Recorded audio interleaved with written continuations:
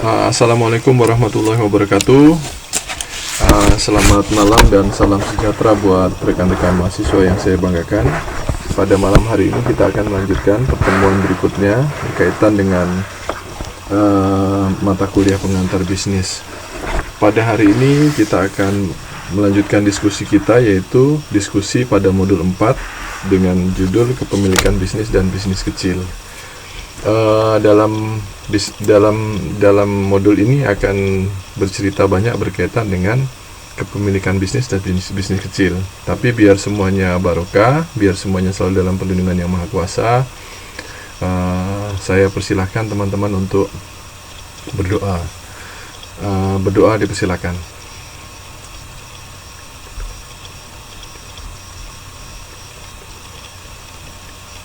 Amin.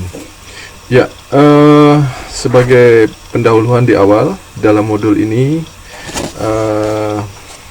pada modul 4 ini akan bercerita tentang kepemilikan bisnis dan bisnis kecil, yang mana bisnis kecil di sini memainkan peran penting dalam layanan konstruksi perdagangan besar, eceran keuangan dan asuransi, pemanufakturan serta transportasi. Pada umumnya, semakin banyak sumber daya yang diperlukan, maka semakin berat bisnis tersebut akan dibangun.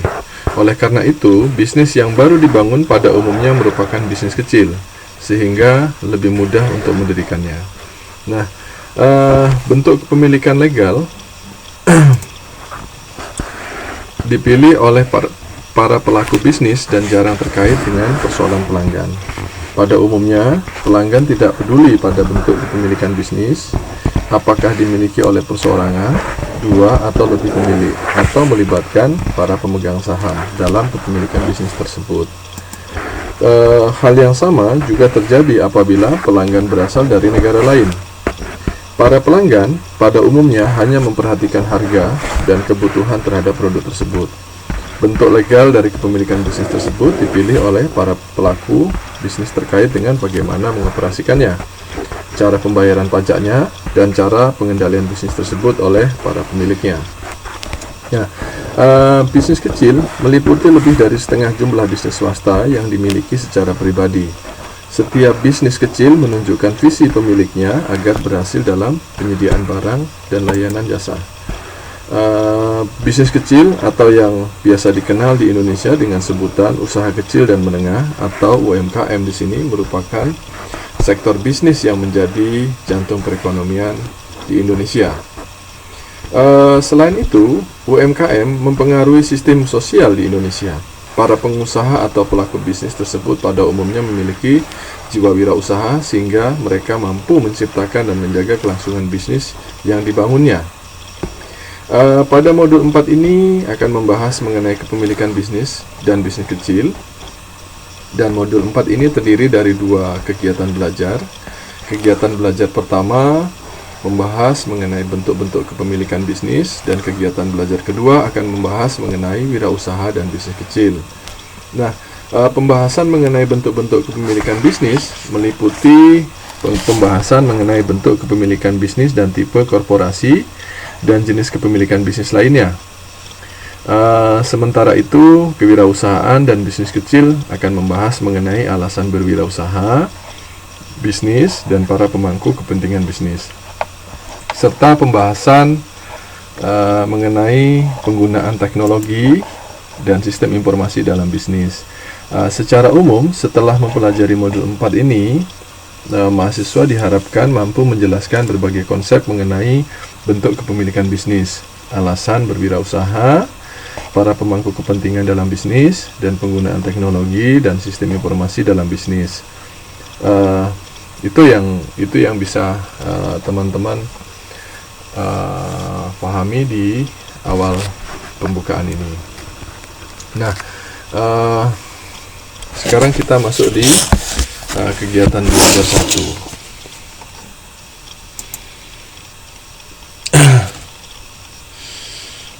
Ini Mbak Fitri sama Mbak Rama gimana? Mau lewat HP? Oh, ini Mbak Furaida kayak ini. Nggak apa-apa. Mau masuk? Ini suaranya kedengaran?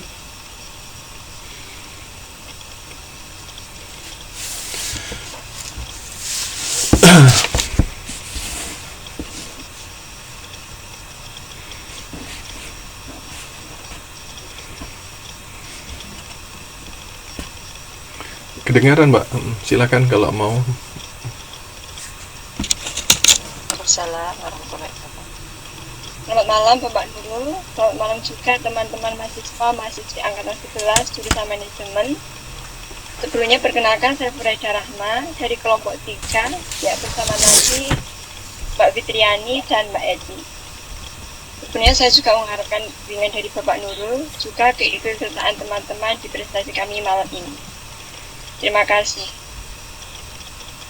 Nah, di modul 4 ini, kita berjumpa dengan kepemilikan kecil. Di kegiatan belajar 1, kita berjumpa dengan bentuk-bentuk kepemilikan bisnis itu. Apa itu bentuk kepemilikan bisnis?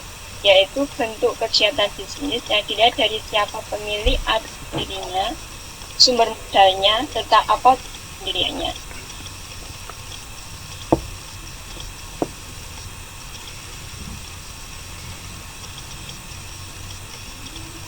Juga ada beberapa pertimbangan yang perlu diperhatikan dalam memilih bentuk perusahaan itu sendiri.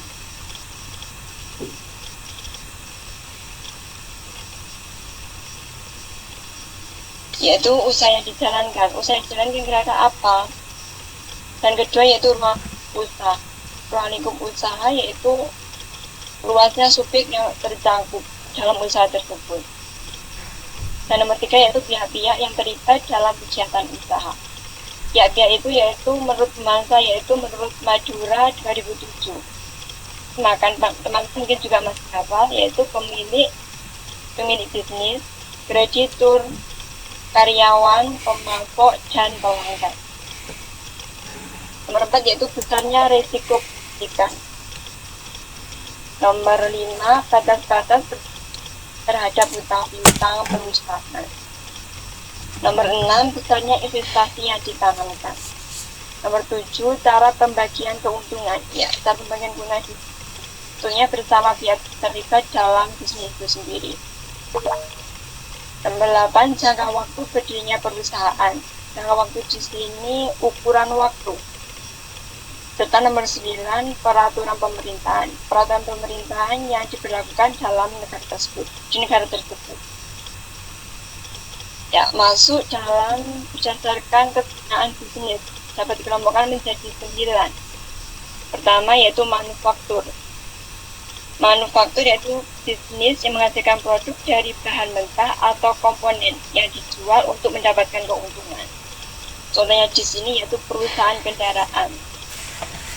Atau di Indonesia yaitu Bata Kiwi Kimia, sepatu Bata, PT Indofood, Sukses Makmur, dan lain-lain.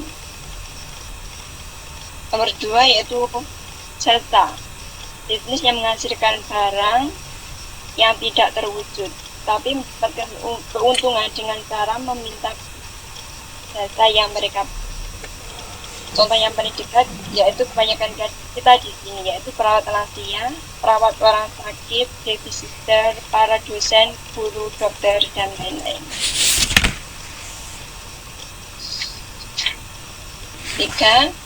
Pengecer dan distributor, yaitu pihak yang berperan sebagai perantara barang antara produk dengan konsumen. Contohnya yaitu kebanyakan toko dan perusahaan yang berorientasi konsumen. Nomor 4 bisnis pertanian dan pertambangan, yaitu bisnis menghasilkan barang-barang mentah. Contohnya di sini tanah pertanian, perkebunan, dan mineral tambang. Nomor 5 bisnis finansial, yaitu bisnis yang mendapatkan keuntungan dari investasi dan pengelolaan modal.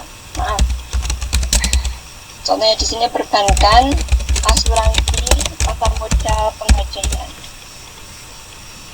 Dan nomor 6 bisnis informasi, yaitu bisnis yang menghasilkan keuntungan terutama dari penjualan kembali properti intelektual. Contohnya paling dekat di Taiwan ada RTSI, mungkin sahabat ada yang kenal.